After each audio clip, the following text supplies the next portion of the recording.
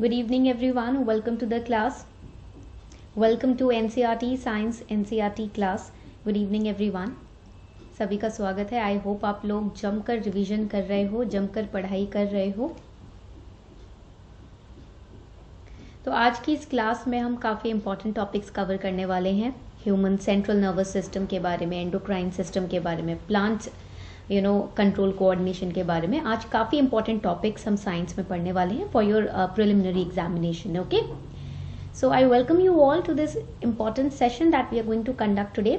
Now class शुरू होने से पहले ना एक छोटी सी अनाउंसमेंट है आप लोगों के लिए. पहली बात तो क्लास के पीडीएफ्स अपलोड हो जाते हैं टाइमली मैनर पर, ठीक है. बट क्लास में जो एक्स्ट्रा पॉइंटर्स लिखवाए जाते हैं ना, उसके आप नोट्स बना लीजिएगा, ठीक है. आपके एक सेपरेट रजिस्टर होगा ना, उसमें आप शॉर्ट नोट्स बना सकते हो, ठीक है. उससे क्या होता है, आपकी रिवीजन में आपको हेल्प हो जाती है. And secondly, before we start this session, इस सेशन को शुरू करने से पहले एक छोटी सी अनाउंसमेंट है आप लोगों के लिए, और वो है related to the Unacademy plus summit. Okay, Unacademy Summit 2.0 that is going to be conducted on 20th and 21st of Feb 2021. Now in this summit, 2 days का summit होगा. There will be a 2 days conclave. 70 iconic speakers are going to come, including IAS officers, MPs. Then we have the economic analyst of very famous companies, right, top companies in our country. Then we have the UPSC toppers, Unacademy educators who are going to guide you in this 2-day conclave regarding your UPSC CSE preparation journey. What to do, what not to do, what to follow, what not to follow, how to carry out this journey. Everything will be told to you, everything will be informed to you during this conclave. Okay, so you can register now. आज के आज आप इस conclave में ना register कर सकते हो. I've given you the link also in the description box. मैंने आपको लिंक भी दिया हुआ है. फटाफट से उस पर क्लिक करके आज के आज समिट में रजिस्टर कर लीजिए, ठीक है. 20th और 21st फेब को ये समिट कंडक्ट होने वाला है. ऑलराइट, तो पहले से ही अपनी सीट बुक कर लीजिए. Okay, so let's start the class. Class शुरू करते हैं. I hope all of you are ready for the class. सभी बच्चे रेडी हो क्लास के लिए. Let's take a small little test before we start the class to check if you are revising the PYQs, previous year questions, and the NCERTs.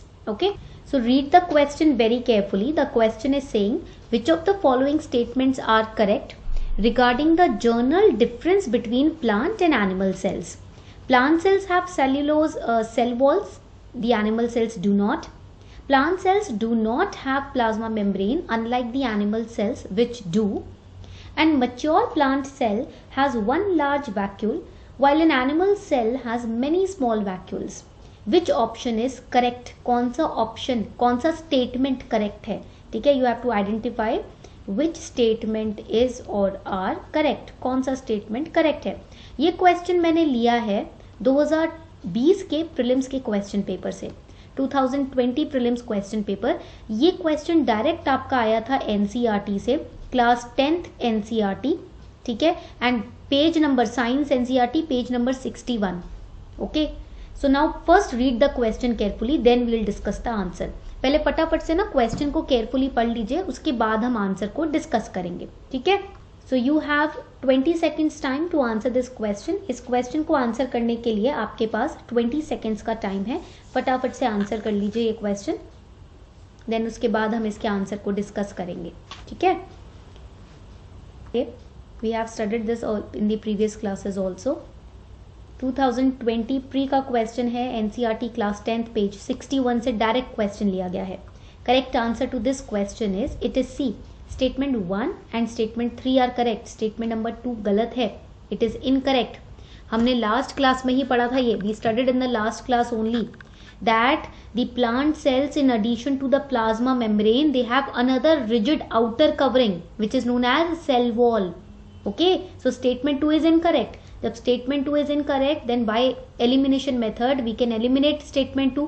Option A गलत हो जाएगा, option B गलत हो जाएगा, और ऑप्शन डी तो बिल्कुल ही गलत होगा. सेकेंड स्टेटमेंट को एलिमिनेट कर दिया हमने, ठीक है. तो अगर मान लीजिए आपको फर्स्ट और थर्ड स्टेटमेंट का आइडिया नहीं भी है, तब भी आप आंसर मार्क कर सकते हो. Okay, so now let's start with today's class. आज की क्लास से शुरू करते हैं. ये एक टेस्ट क्वेश्चन था आप लोगों के लिए, in order to make you understand what is the difference, what difference it makes when you revise the topics that you have studied. Okay, so let's start with a very important chapter that is control and coordination. काफी important chapter है ये, ठीक है, that is control and coordination.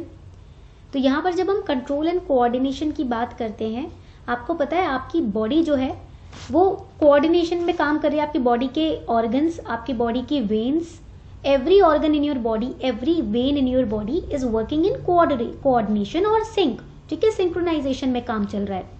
और मेरे मजे की बात यह है कि आपको पता भी नहीं है कि कैसे काम चल रहा है. होता है ना, अब जैसे कि आप एक कैंडल रखी है, उसको टच करोगे, ठीक है, एक कैंडल है, उसको टच करोगे, एकदम से आपका हाथ पीछे हो जाएगा. आप सोचोगे नहीं बैठ के कि मुझे गर्म लग रहा है कि नहीं लग रहा, ठीक है. मान लीजिए आपकी पीठ में पीछे किसी ने आइस क्यूब को डाल दिया, आपके शर्ट के अंदर कोई आइस क्यूब डाल देता है, तो आप एकदम चीखने चिल्लाने लगोगे, सोचोगे नहीं कि मुझे ठंडा लग रहा है या नहीं लग रहा, राइट. तो ये क्यों हो रहा है? ये आप नहीं कर रहे हो, ये आपका ब्रेन, आपके नर्व्स, आपकी वेन्स कर रही है, आपकी स्किन कर रही है, ठीक है. तो देखो कितना मैजिकल है. इंसान ऐसे ही घमंडी हो जाता है, इतना इगोइस्टिक हो जाता है, ये नहीं सोचता कि वो खुद कुछ नहीं कर रहा, अंदर उसका इंटेलिजेंट बॉडी सिस्टम जो है वो कर रहा है जो भी कर रहा है, राइट. पॉइंट क्लियर हुआ? तो यहाँ ह्यूमन बॉडी जो है एक बहुत ही कॉम्प्लेक्स मशीन है. कॉम्प्लेक्स क्यों बोल रहे हैं हम? क्योंकि आप देखोगे हर तरीके के वेन्स है, हर तरीके की आर्टरीज है, इतने सारे ऑर्गन्स हैं. अभी भी कुछ ग्लैंड्स हैं जो कि साइंटिस्ट डिस्कवर कर रहे हैं ह्यूमन बॉडी में, ठीक है. तो इतना सब कुछ है हमारी बॉडी में, इतनी कॉम्प्लेक्स मशीन है, तो इसके फंक्शंस भी बहुत ज्यादा होंगे, प्रोसेस भी बहुत ज्यादा होंगे. और ये हर ऑर्गन, हर सिस्टम आपकी बॉडी का, हर पार्ट आपकी बॉडी का, हर ग्लैंड आपकी बॉडी में टन्स ऑफ फंक्शंस और प्रोसेसेस परफॉर्म करता है. क्यों करता है? आपकी लाइफ को सुचारू रूप में चलाने के लिए, आपकी लाइफ को सस्टेन करने के लिए, मेंटेन करने के लिए, राइट. उन्हीं में से एक बहुत ही इंपॉर्टेंट सिस्टम है आपकी बॉडी में जिसको बोलते हैं the nervous system. Nervous system के बिना आप कुछ नहीं कर सकते, कोई कुछ नहीं कर सकता जिसका नर्वस सिस्टम इंटैक्ट नहीं है, ठीक है. तो क्या होता है उससे? वो इंसान सोच नहीं सकता, ढंग से चल नहीं पाएगा, कुछ लिख नहीं पाएगा. Nervous system is the most important part of a human body. Okay, movement, आप मूव कैसे करोगे, right. So the nervous system, movement in organisms, the ability of organisms to move certain body part is movement. It's a part of nervous system. When the human body or any body moves from one place to another, that is called locomotion. ठीक है, तो movement क्या है? एक इंसान अपने body part को अगर मूव कर सके एक प्लेस से दूसरे प्लेस में, ये हो गया मूवमेंट, ठीक है. और मैं अगर एक प्लेस से दूसरे प्लेस तक खुद को पहुंचा सकूं, वो हो गया लोकोमोशन. ट्रैवल कर सकूं, वो हो गया लोकोमोशन, ठीक है. यहां तक पॉइंट क्लियर? तो एक ऑर्गेनिज्म की काबिलियत एक बॉडी पार्ट को हिलाने की, वो हो गई मूवमेंट. और मैं अपनी पूरी बॉडी को एक जगह से दूसरी जगह लेकर जाऊं, वो हो गया मेरा लोकोमोशन, ठीक है. यहां तक पॉइंट क्लियर? तो प्लेस से रिलेटेड हो गया लोकोमोशन और मूवमेंट ऑफ बॉडी पार्ट हो गया मूवमेंट, ठीक है. अब ऑर्गेनिजम्स जो है ना, वो अलग अलग तरीके से मूवमेंट शो करते हैं, ठीक है. कैसे मूवमेंट शो करते, किस वजह से मूवमेंट शो होता है? स्टिमुलाई की वजह से. जैसे कि मान लीजिए मैंने एक पेन लिया और स्किन पर लगाया. यहां तक पॉइंट क्लियर हुआ? पेन लिया और स्किन पर लगाया. मैं चुपचाप बैठी हूं, किसी ने पेन लेकर मेरी स्किन पे उसकी निप जोर से लगा दी, तो मैं एकदम से हाथों को मूव कर लूंगी ना, पीछे कर लूंगी. क्यों? क्योंकि ये जो पेन होगा ये स्टिमुलाई होगा, इसने मेरी स्किन पे टच किया, मुझे फील हुआ, मैंने हाथ पीछे ले लिया, ठीक है. वरना ये हाथ ऐसे ही रखा हुआ था, जब तक इसको पिंच नहीं करोगे या पिन नहीं चुबाओगे, ये हाथ मैं ऐसे ही रखे रहूंगी. जैसे ही इसको पिंच करोगे मैं हाथ को हटा लूंगी. जैसे कोई इंसान बेहोश हो जाता है, गिर जाता है, ठीक है, उसको हम क्या करते हैं? उसकी आंखों पे पानी डालते हैं, ठीक है. वो पानी जो होता है वो स्टिमुलाई होता है, ये देखने के लिए कि वो आंखें खोल पा रहा है या नहीं. अगर नहीं खोल पा रहा, पूरी तरीके से अनकॉन्शियसनेस, तो उसको हॉस्पिटल लेकर जाया जाता है. हॉस्पिटल में भी डॉक्टर्स क्या करते हैं? पिन उसको उसके फिंगर्स पे या उसके हाथ पे चुभाते हैं, ये देखने के लिए कि ये कोई रिस्पॉन्स देगा या नहीं देगा, ठीक है. So those objects are known as stimuli, उसको हम स्टिमुलाइज बोलते हैं. जैसे कि लाइट हो गया, आप किसी के मुंह पे कोई सो रहा है, आपने लाइट ऑन कर दी तो एकदम जग जाता है इंसान, तो light is a stimuli. Heat is a stimuli. Nutrients in the body, अब मान लो इंसान बिल्कुल ही अनकॉन्शियस है, ठीक है, तो क्या होता है? हम उस पर ड्रिप लगाते हैं, ठीक है. न्यूट्रिएंट्स उसकी बॉडी में लिक्विड फॉर्म में भेजते हैं, ये चेक करने के लिए कि इसकी ऑर्गन्स एक्टिव है या नहीं है, ठीक है. Food, it's a kind of stimuli, ठीक है। तो जैसे कि कोई इंसान आपसे नाराज होकर बैठा है, उसको मनाना है तो क्या करोगे, उसका जो फेवरेट फूड आइटम है वो उसके सामने प्लेट रख दोगे, ठीक है, अभी दोस्ती हो जाएगी, ठीक है। तो ये भी एक फूड भी एक स्टिमुलाई ही होता है। यहां तक पॉइंट क्लियर हो गया, ठीक है। The next important point is that all the activities in animals are controlled and coordinated by nervous and endocrine system. अब आपको पता है ह्यूमंस भी एक प्रकार के एनिमल ही है, ठीक है, इंसान भी जानवर ही है। अभी आपने लेटेस्ट केस देखे ही होंगे, न्यूज में आते ही रहते हैं, उससे प्रूव हो जाता है कि humans are also animals, right. तो ह्यूमंस में या एनिमल्स में जो बॉडी सिस्टम है, सारी एक्टिविटीज हैं, वो कौन कंट्रोल कोऑर्डिनेट करता है, नर्वस सिस्टम और एंडोक्राइन सिस्टम। हम नर्वस सिस्टम और एंडोक्राइन सिस्टम को आज पढ़ने वाले हैं, ठीक है। अब एक और बहुत ही इंपॉर्टेंट पॉइंट है हमारे ह्यूमन बॉडी में, वो है हॉर्मोन्स। कहते हैं ना, कोई इंसान गुस्सा होता है तो हम बोलते हैं इसके हॉर्मोन्स ऊपर नीचे हो रहे हैं, इसीलिए इसमें इतना गुस्सा है। या किसी को प्यार होता है, वो भी हॉर्मोन्स के वजह से ही होता है, केमिकल रिएक्शन ब्रेन में होता है, ठीक है। या पिंपल्स आते हैं तो हम बोलते हैं कि हॉर्मोन्स की गड़बड़ी है, इस वजह से पिंपल्स आ रहे हैं, ठीक है। So over here you will see कि हॉर्मोन्स क्या होते हैं। हॉर्मोन्स आर केमिकल मैसेंजर्स, ठीक है। जैसे कि हम किसी को देखते हैं, किसी पे क्रश होता है तो कुछ होता है ना, बॉडी में बटरफ्लाइज आते हैं पेट में, तो वो तितलियां असली में पेट में नहीं घूम रही होती हैं। That is just hormones that are doing their job. So तुमको उस वक्त स्लिप नहीं कर जाना है, फिसल नहीं जाना है कि किसी को देखा और सपनों की दुनिया में खो गए, ऐसा कुछ नहीं होता, ठीक है। तो ये सब आपके हॉर्मोन्स का काम है। अगर आप ये समझ गए ना फैक्ट, आप कभी किसी इधर उधर फालतू चक्करों में नहीं पड़ोगे। आपके बॉडी में जो कुछ हो रहा है वो हॉर्मोन्स की करनी है। जैसे कि आप अपनी कोई बात बोल रहे हो और कोई कट कर देता है आपकी बात को, कट कर देता है मतलब इंटरप्ट कर देता है, तो एकदम से ईगो हर्ट होता है ना, होता है कि नहीं। तो ईगो दिखता है क्या, नहीं दिखता। क्या है, ये हॉर्मोन्स का ही खेल है, ये केमिकल मैसेंजर्स है, ठीक है। किसी ने तुम्हें बीच में इंटरप्ट कर दिया तो बस हो गए गुस्सा, ठीक है। या किसी ने तुम्हारी बात को गलत प्रूव कर दिया तो हो गए गुस्सा। वो जो दिमाग में एकदम करंट आता है ना, वो ये केमिकल मैसेंजर्स की वजह से आता है। किसी को देख लिया, कोई बहुत सुंदर लग रहा है तो एकदम दिल फिसल गया कि ये तेरी भाभी है, ये तेरा जीजा है। ये सारी बातें जो स्टुपिडिटी की करते हैं ना लोग, ये क्यों करते हैं, ये हॉर्मोन्स की गड़बड़ी की वजह से ही होती है, ठीक है। तो यहाँ पर हम देखेंगे कि that hormones they assist the nervous systems, आपके नर्वस सिस्टम को हेल्प करते हैं कि कुछ आप फील कर रहे हो, नर्वस सिस्टम को बताया जाता है you are feeling something, and this is secreted by endocrine system. यही काम है एंडोक्राइन सिस्टम का। एंडोक्राइन सिस्टम क्या करता है, हॉर्मोन्स को सिक्रीट करता है, जो आपके नर्वस सिस्टम को मैसेज देता है कि आपके साथ क्या हो रहा है, उसको इंटरप्रेट करता है नर्वस सिस्टम। अभी समझ आया क्या है। सो एंडोक्राइन सिस्टम हॉर्मोन्स को भेजता है, जा भैया इसको प्यार हो गया, बता दे नर्वस सिस्टम को। नर्वस सिस्टम को जैसे ही हॉर्मोन्स बताते हैं, ब्रेन काम करना बंद कर देता है, फिर फिसल जाते हो, ठीक है। तो ये हो गया खेल पूरा नर्वस सिस्टम और एंडोक्राइन सिस्टम के बीच का, ठीक है। यहां तक पॉइंट क्लियर हो गया। अब नर्वस सिस्टम की जब हम बात करते हैं, when we talk about the nervous system over here, you will understand कि नर्वस सिस्टम में एक बहुत इंपॉर्टेंट पार्ट होता है जिसको हम बोलते हैं न्यूरॉन। ये जो आप देख रहे हो, this is neuron, and neuron is the structural and functional unit of nervous system, ठीक है। तो यहां पर आप देखोगे कि न्यूरॉन जो है, those are structural and functional unit of the nervous system. तो आपके बॉडी में जो केमिकल मैसेजेस जाते हैं ना, ये प्यार, गुस्सा, बदला, ये सारी चीजें केमिकल मैसेजेस हैं तुम्हारी बॉडी में। इस बात को तुम समझ गए तो जिंदगी बहुत आसान हो जाएगी, और नहीं समझे तो फिर साल भर बर्बाद होगा रोने पीटने में, ठीक है।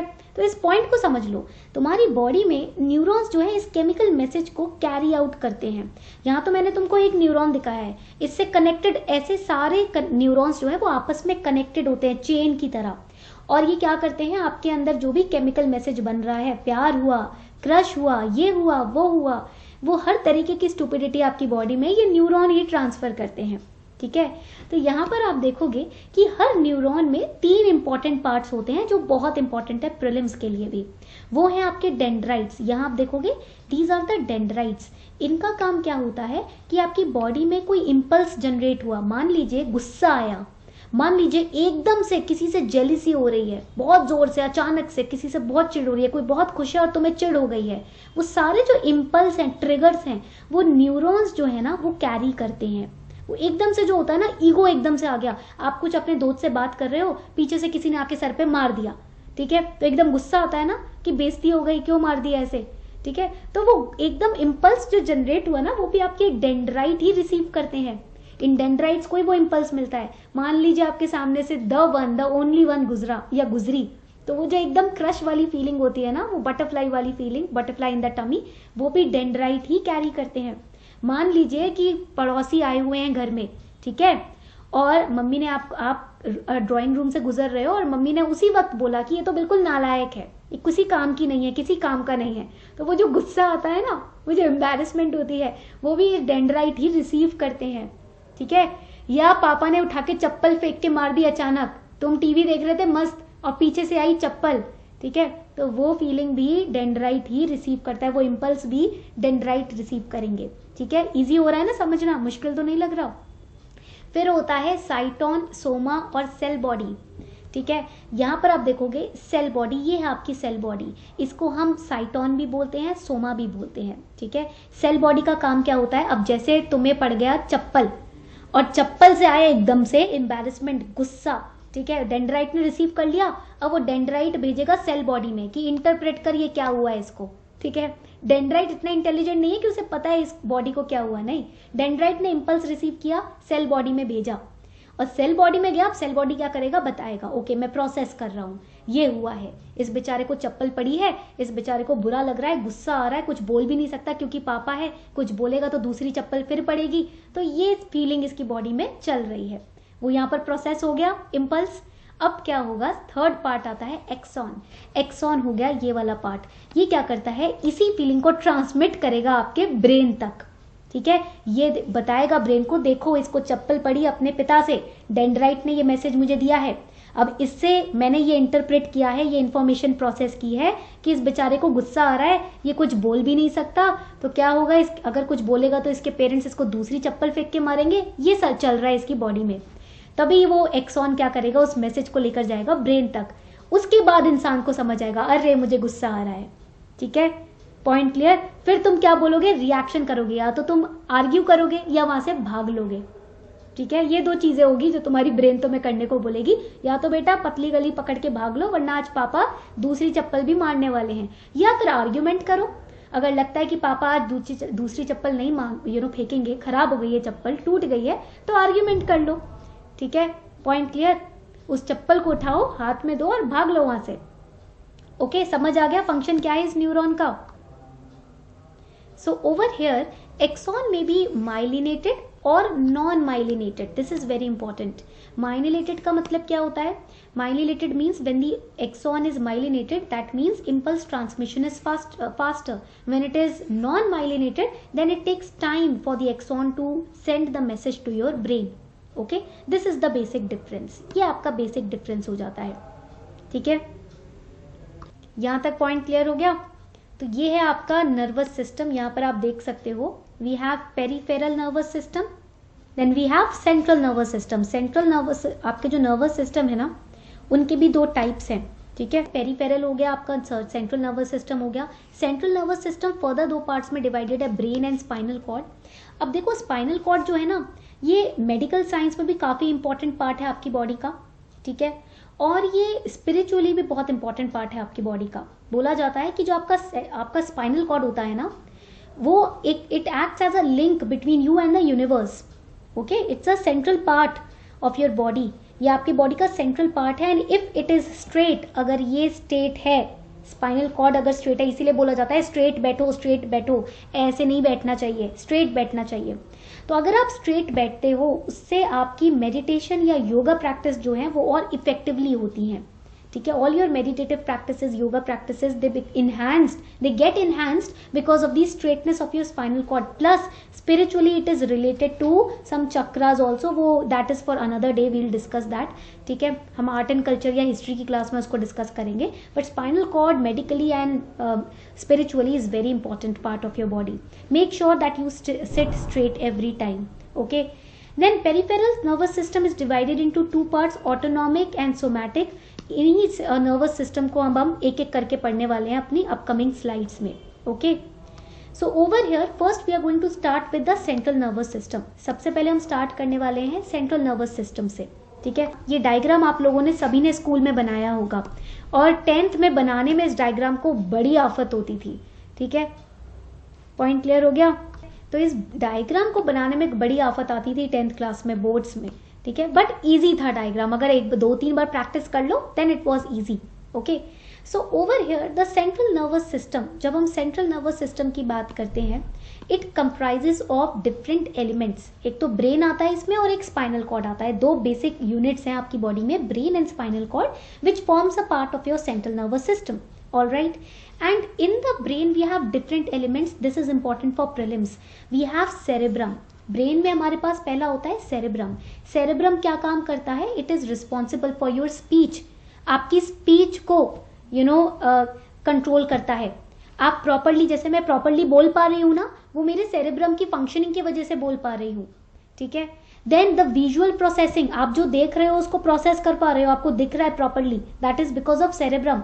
रीजनिंग, जैसे कोई आपसे कोई बात बोल दे तो आप स्टूपिड होकर ऐसे ही बिलीव तो नहीं कर लेते हो, अंधविश्वास तो नहीं करते हो, आप रीजन करते हो ना, क्वेश्चन पूछते हो, ठीक है। जैसे कि आप क्लास में क्वेश्चन पूछते हो तो वो रीजनिंग की जो क्वालिटी आपके अंदर आ रही है ना, क्वेश्चनिंग की क्वालिटी, हर चीज को लॉजिकली समझने की property, that is because of cerebrum. Okay, logic, then your emotions, आपके इमोशंस भी कंट्रोल होते हैं सेरेब्रम के द्वारा। आप जो रोते हो, बुरा फील करते हो, दुखी होते हो या आप खुश होते हो, वो सारे इमोशंस प्रोसेस होते हैं सेरेब्रम में, ठीक है। So you can reason, you can question, you can use logical reasoning, you can speak properly, you can visually process things, that is because of cerebrum only, ठीक है। यहां तक पॉइंट क्लियर हो गया। अब कुछ में ये सेरेब्रम वीक भी होता है, कुछ में ये स्ट्रांग भी होता है। In some people it functions very strongly, कुछ लोगों की स्पीच प्रॉपर नहीं होती, तो that is why because of the weak functioning of cerebrum, ठीक है। इसका मतलब ये नहीं कि किसी के पास सेरेब्रम होता ही नहीं है, होता तो है, ठीक है, बट फंक्शनिंग पे डिपेंड करता है, if it's strong or it's weak. Okay, then we have, this is cerebrum. अब आता है हमारे पास cerebellum. What is cerebellum? It regulates and coordinates the body movements, the posture and balance. आपने देखा होगा कुछ लोग ऑल टाइम ऐसे झुके हुए रहते हैं, उनका स्पाइनल कॉर्ड इस तरीके से ही रहता है, राइट। या कुछ लोग सीधा ढंग से चल नहीं पाते, उन्हें सपोर्ट की जरूरत होती है all the time, right. Point clear हो गया। कुछ लोगों के पैर ना इस तरीके से होते हैं, मतलब स्ट्रेट नहीं होते, they are like this, tilted in different directions, तो उनको पोस्चर मेंटेन करने में, चलने में दिक्कत आती है। Why? Because of the weak functioning of cerebellum. तो सेरिब्लम जो होता है ना, ये आपकी बॉडी मूवमेंट को कोऑर्डिनेट करता है। So over here the next part is known as pons, ठीक है। यहां पर हम पढ़ेंगे next part, that is the pons. Now what is the pons? It relays the signals from hind brain to fore brain. ये हो गया आपका फोर ब्रेन। फोर ब्रेन से लेकर हाइंड ब्रेन तक का जो सिग्नल का पैसेज होता है वो पॉन्स संभालता है।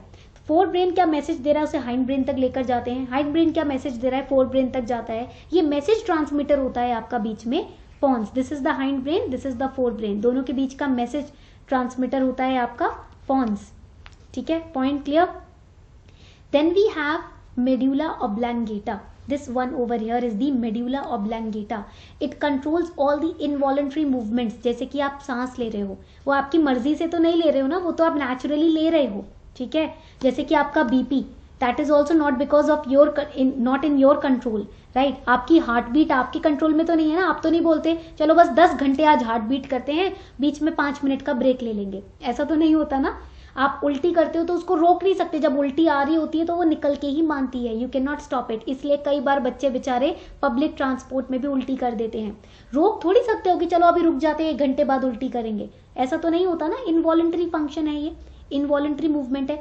वॉमिटिंग हो रही है तो हो ही रही है, you can not stop it. आप स्नीज कर रहे हो, छींक रहे हो तो छींक तो आ रही है, you can not stop it. सांस ले रहे हो तो सांस ऑटोमेटिकली ले ही रहे हो, that is because of medulla oblongata. अब यहाँ पर हम देखेंगे we have the spinal cord over here. Spinal cord controls your reflex actions. ये एक इंपॉर्टेंट पार्ट है जो आपके रिफ्लेक्स एक्शन को कंट्रोल करता है। जैसे कि आपको कोई थप्पड़ मारने वाला है, आप एकदम से अपने आप को पीछे ले लेते हो ना, आपको पता है कि ये पिटने वाले हो तो पीछे हो जाते हो, ठीक है। ये आपका रिफ्लेक्स एक्शन कौन कंट्रोल करता है? Spinal cord. किसी ने आपको पिन चुबोई तो आप उसे पलट के मार देते हो या हाथ पीछे ले लेते हो, वो क्यों है? स्पाइनल कॉर्ड के रिफ्लेक्स एक्शन की वजह से है, that is known as reflex arc, जो हम अभी पढ़ने वाले हैं, ठीक है। जैसे कि बाल्टी में पानी गर्म है, तुमने ध्यान नहीं दिया, हाथ डाल दिया, हाथ डालते ही तुम बाल्टी में तो हाथ रखोगे नहीं ना, बाहर निकाल लोगे, तो वो हो गया because of your spinal cord. Yes, तो यहाँ पर आप देखोगे जब हम सेंट्रल नर्वस सिस्टम हमने पढ़ लिया, अब हम पढ़ने वाले हैं पेरिफेरल नर्वस सिस्टम। अब क्वेश्चन ये आता है कि सेंट्रल नर्वस सिस्टम और पेरिफेरल नर्वस सिस्टम में क्या डिफरेंस है। इमेज देखकर समझ आ जाएगा। सेंट्रल नर्वस सिस्टम आपके ब्रेन को संभालता है, पेरिफेरल नर्वस सिस्टम उन वेन्स को संभालता है, कंट्रोल करता है जो आपके स्पाइनल कॉर्ड से होते हुए बॉडी में आ रही हैं। From your spinal cord, from your brain and spinal cord जो भी वेन्स या नस, आर्टरीज या जितनी भी वेन्स एंड नसें हैं निकल कर आ रही हैं, उनको कंट्रोल और कोऑर्डिनेट करता है आपका पेरिफेरल नर्वस सिस्टम। ठीक है, वो सारी वेन्स आपकी किडनी में जा रही हैं, आपके स्टमक में जा रही है, आपके हार्ट में, आपके लंग्स में जा रही हैं। ठीक है, so the nerves which come out from the brain and spinal cord, they form the part of PNS, that is the peripheral nervous system. And there are total, remember this for prelims, 12 cranial nerves, 31 spinal nerves in humans. देखो cranial nerves क्या होती हैं, वो nerves जो आपकी आई की movement को संभाल रही हैं। your optic nerve, it is a part of cranial nerves. ठीक है, जो आपके नोज में है olfactory nerves, it's a part of your cranial nerve. यहाँ पर एक और एग्जांपल हो जाएगा फेशियल नर्व। ठीक है, जैसे कि आप हंसते हो तो आपके लिप्स जाते हैं ना इस तरीके से। ठीक है, आप हंसते हो तो स्माइल होती है ना, स्माइल आती है आपके फेस पे। ऑलराइट, आपकी ब्यूटीफुल सी स्माइल आती है फेस पर, दैट इज फेशियल नर्व। देन आप आईब्रोज ऊपर करते हो गुस्से में तो ये आईब्रोज ऊपर होते हैं। This is all because of facial nerve. जिनके फेशियल नर्व्स वर्क नहीं करती ना, वो हंस नहीं पाते हैं। आपने एग्जाम्पल देखे होंगे बहुत लोगों के। ठीक है, पॉइंट क्लियर हो गया। So your optic nerve, olfactory, ये सेंस से रिलेटेड जितने भी नर्व्स हैं, that is a part of your cranial nerves. फिर होता है आपके स्पाइनल नर्व जो स्पाइन से आते हैं। ठीक है, यहाँ तक पॉइंट क्लियर। आगे बढ़ते हैं। So over here in the peripheral nervous system we studied that there are two types, autonomic and somatic. ठीक है, पेरिफेरल नर्वस सिस्टम में भी दो पार्ट्स होते हैं। तो let's see what is somatic nervous system. तो somatic nervous system it's a part of peripheral nervous system and the nerves of PNS that control voluntary actions of body forms the somatic nervous system। यानी कि जो आपकी voluntary actions हैं, यानी कि एक candle रखी है, तुम लोग पागल तो हो नहीं कि कैंडल की आग में जाकर हाथ दे दोगे और वहां बैठे रहोगे चुपचाप कि लेट माई फिंगर बर्न। ऐसे तो करोगे नहीं ना कि उंगली जलने दो, मुझे फर्क ही नहीं पड़ता, नहीं करोगे। अगर कहीं आग जल रही है तुम जाकर उसमें हाथ तो दे नहीं दोगे, क्योंकि तुम्हारी बॉडी जो सोमैटिक नर्वस सिस्टम है ये तुम्हें इशारा करेगी कि भाई यह आग है, इससे बच के रहो, इसमें हाथ नहीं देना है। ये तुम्हें कौन बताता है? अब जैसे देखो छोटा सा बच्चा होता है ना, ठीक है, छोटा बच्चा क्या करता है, वो भी समझदार होता है। जब कहीं आग जल रही होती है ना, वो भी दूर हो जाता है, डर जाता है। ठीक है, इतना ध्यान नहीं देता, दूर हो जाता है, हट जाता है। ऐसे ही जैसे कि आप लोग कहीं चल रहे हो और कहीं आपको पता है कि रास्ते में ऑयल पड़ा हुआ है, ऑयल स्पिल हो रखा है, आप उसके ऊपर नहीं चलोगे, आप साइड से होकर गुजर जाओगे। That is because of your somatic nervous system, जो आपको समझा रही है, बता रही है, आपके ऑर्गन्स को बोल रही है इस पे नहीं चलना, फिसल जाओगे, साइड से निकल जाओ। ठीक है, so somatic nervous system provides sensory input for the nervous system to feel the world around you। मान लो कोई बहुत फ्लफी सा कंबल है, ठीक है, आपके बेड पे पड़ा है, तो आपका क्या मन करेगा, उसको उठाओ सर्दियों में, उसके अंदर घुसो और सो जाओ, या उसको फील करो, स्किन से टच करो। ठीक है, फ्लफी है, बहुत फेदरी है, सॉफ्ट है। ठीक है, मन करता है ना, वो क्यों करता है? ये सोमैटिक नर्वस सिस्टम ही तो करवाता है। ठीक है, यहाँ तक पॉइंट क्लियर हो गया सभी को? तो वॉलंटरी एक्शंस जो हैं, जो आपके कंट्रोल में हैं, ठीक है, उनको कंट्रोल करता है, कोऑर्डिनेट करता है सोमैटिक नर्वस सिस्टम। अब बात आती है ऑटोनॉमिक नर्वस सिस्टम की। तो देखो सोमैटिक नर्वस सिस्टम तो आपका एक्सटर्नल एनवायरनमेंट से रिलेटेड है, बाहर की चीजों को फील करने के लिए आप सोमैटिक नर्वस सिस्टम का यूज करते हो। ठीक है, ऑटोनॉमिक नर्वस सिस्टम जो है वो इंटरनल एनवायरनमेंट से रिलेटेड है, यानी कि यहाँ पर क्या होता है, आपकी जो इनवॉलेंटरी एक्शंस हैं बॉडी के, वो कंट्रोल करते हैं ये ऑटोनॉमिक नर्वस सिस्टम। यानी कि वॉमिटिंग करना, हार्ट बीट आपका, ठीक है, या आप बोल सकते हो breathing exercises, all of these involuntary actions they are controlled by autonomic nervous system. ये जो इंटरनली हो रहे हैं, ठीक है, ये आपके ऑटोनॉमिक नर्वस सिस्टम के कंट्रोल में होते हैं, इनके कोऑर्डिनेशन की वजह से कैरी आउट होते हैं। यहाँ तक point clear? So over here now we will study the reflex arc. अब हम पढ़ने वाले हैं यहाँ पर रिफ्लेक्स आर्क, बहुत ही इंपॉर्टेंट है, हमने अभी भी डिस्कस किया है। It's the path which is followed by electrical impulse during a reflex action. For example, एक मान लीजिए कुकर रखा हुआ है, ठीक है, कुकर रखा हुआ है, आपने कुकर की सीटी जो है वो टच करने की कोशिश की, आपको उठानी है, तभी उसमें से धुआं निकलने लगा, एकदम से हाथ पीछे हो जाता है। क्यों हो जाता है? क्योंकि आपको पता है कि जल जाऊंगा, वो रिफ्लेक्स एक्शन है। ठीक है। This impulse travels from receptor organ to spinal cord. ये जो इम्पल्स है ना कि भाई हल्का सा धुआं लगा, तुम्हें पता चल गया ये गर्म है, तो वो ऑर्गन से तुम्हारी स्किन से होते हुए स्पाइनल कॉर्ड या ब्रेन तक जाएगा। वहां इंफॉर्मेशन प्रोसेस होगी कि भाई जल्दी से हाथ पीछे करना है, ये बहुत गर्म है, हाथ जल जाएगा। वो इंफॉर्मेशन वापस हाथ तक आती है और हाथ की जो ऑर्गन्स है, ये जो सेंस ऑर्गन्स है, ये स्किन जो है ये पता कर लेती है कि इससे मुझे हार्म है और हाथ पीछे हो जाता है। ठीक है। अब आप देखो ये कितना क्विक है, इतना तो तुम किसी चीज को लर्न भी नहीं कर सकते इतना जल्दी, जितना जल्दी आपके ब्रेन इंफॉर्मेशन को प्रोसेस करके आपके हाथ को बता देता है और हाथ पीछे ले लेता है। ठीक है। तो ये जो क्विकनेस है ना, इट इज अनमैचेबल।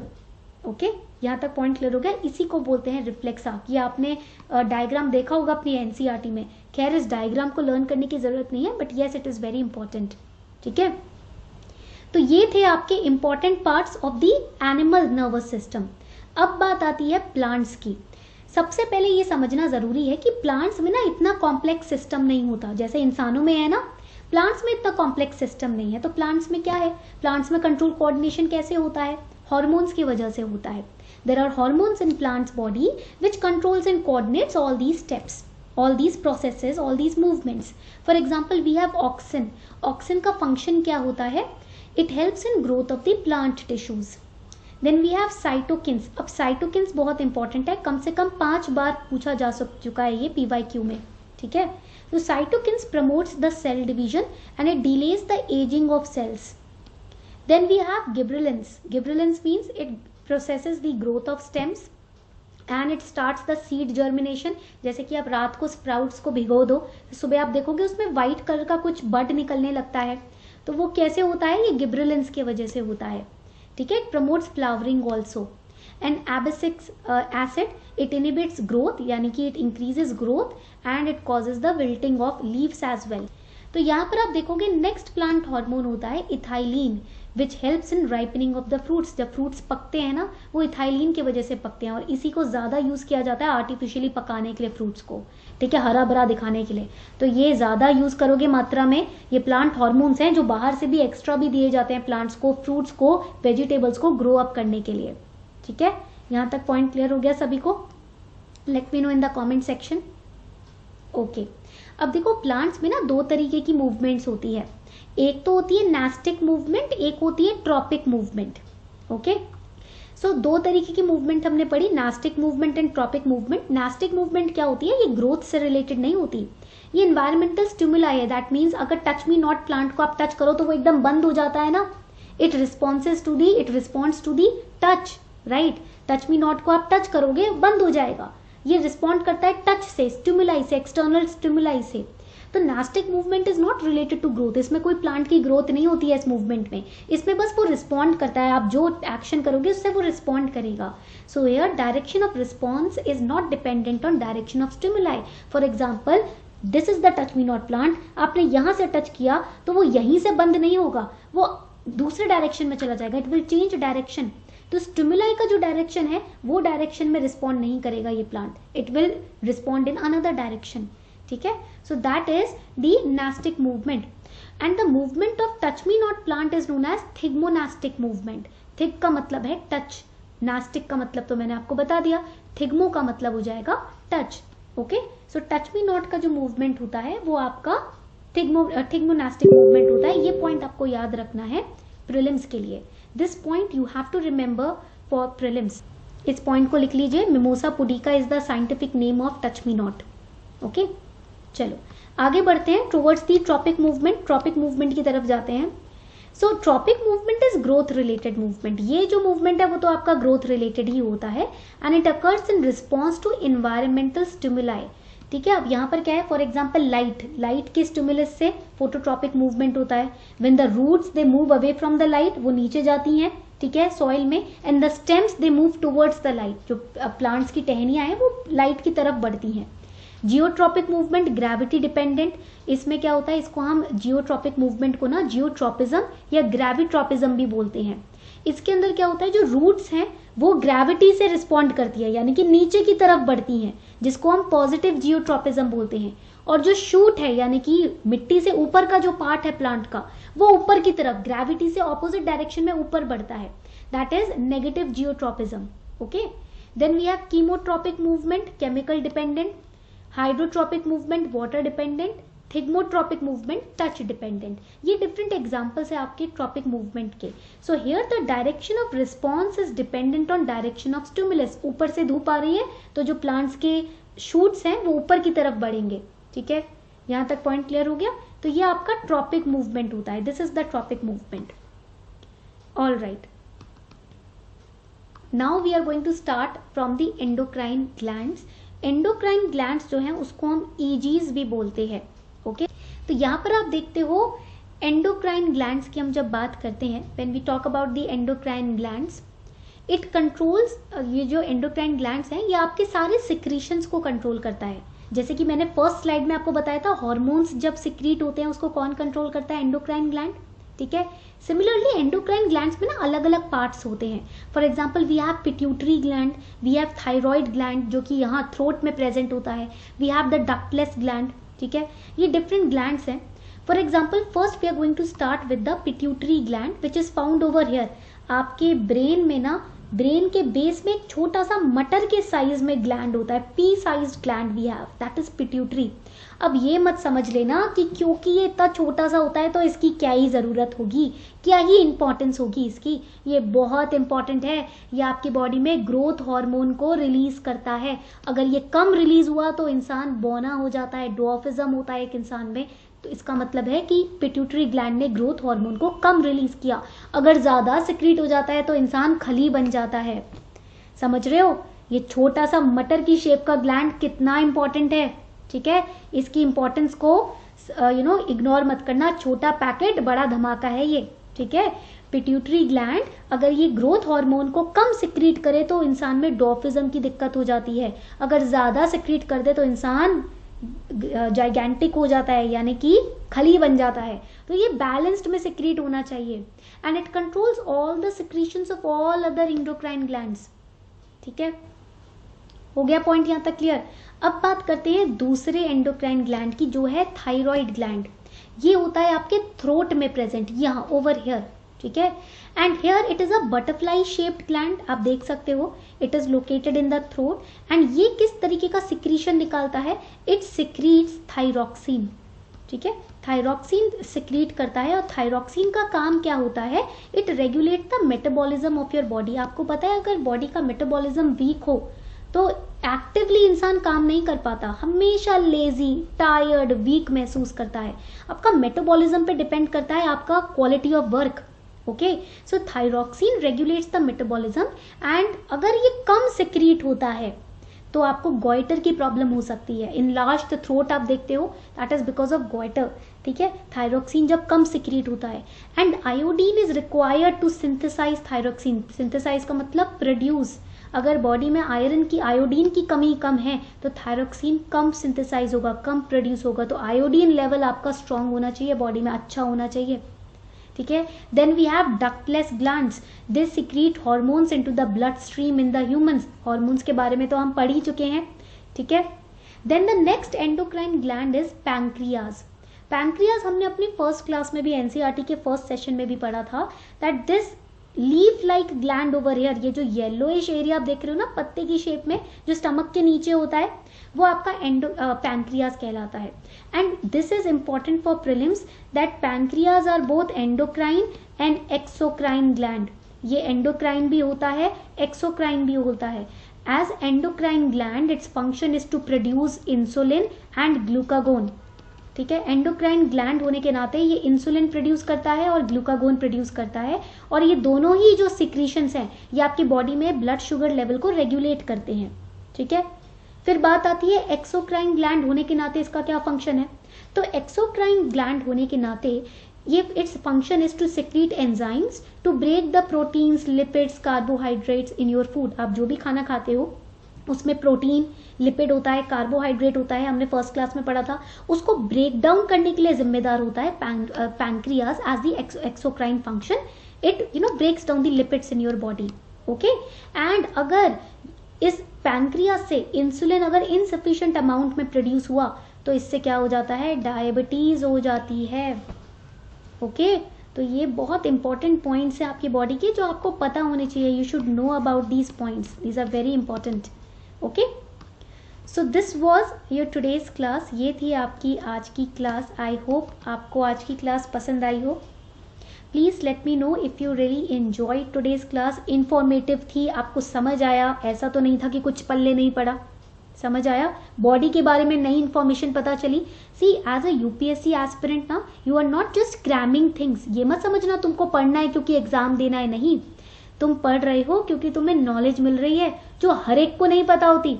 पढ़ता हर कोई है बट याद नहीं रखता. ठीक है, तो you are studying to make people aware. आप पढ़ रहे हो ताकि as an IAS officer you can make people, other people aware about their own body. तभी तो लोग अच्छा खा पाएंगे, अच्छी एक्सरसाइज करेंगे, अच्छे फिट रहेंगे. नहीं तो क्या होगा, खा रहे हैं उल्टा सीधा, पी रहे हैं उल्टा सीधा.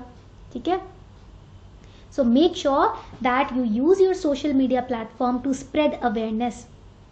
ठीक है, and over here this is the summit, Unacademy summit, जिसको आप ज्वाइन कर सकते हो. 21 फेब को ये होने वाला है. मैंने आपको लिंक दे दिया है डिस्क्रिप्शन बॉक्स में, फटाफट से इसको ज्वाइन कर लो. So on this note we are wrapping up the session. इसी नोट पे हम सेशन को आज रैप अप करते हैं. Thank you everyone for participating in the class. It was a really fun class. So on this note we are ending the session.